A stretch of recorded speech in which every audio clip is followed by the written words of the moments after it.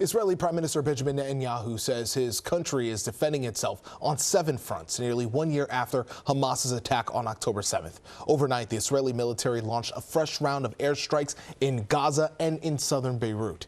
Across the globe and here in New York, there will be calls for Hamas-held hostages to be released.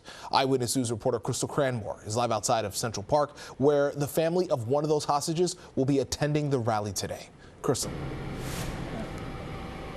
Good morning, Pedro. Well, I was in Tenafly, New Jersey 1 year ago, last October, where the family of one of those hostages, Idan Alexander, and hundreds of others gathered to pray for the safe return of those hostages. Now, 1 year later, they're back out again with the same heartache, the same drive to bring their loved ones back home. Now, Alexander's family will be leading a march this morning from right here inside Central Park. Alexander was 19 when he was abducted.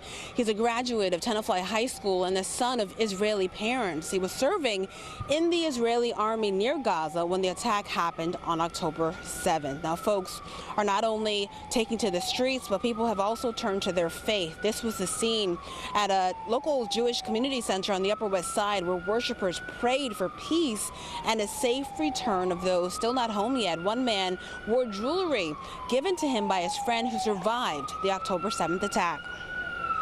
And in her backyard, where the terrorists were things in her gift shop, and it's a sign of the amazing resilience of the people who lived along the border, a sign of the hope that there will be better days ahead. And it's been a year of heartache and anger that continues on both sides. Eyewitness News was there as supporters of Palestinians in Gaza protested in Times Square.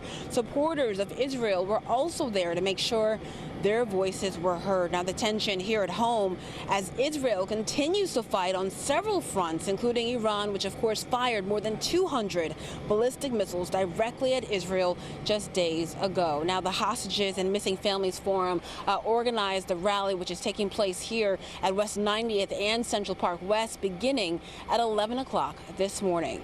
For now, we're live in Central Park. Crystal Cranmore, Channel 7 Eyewitness News.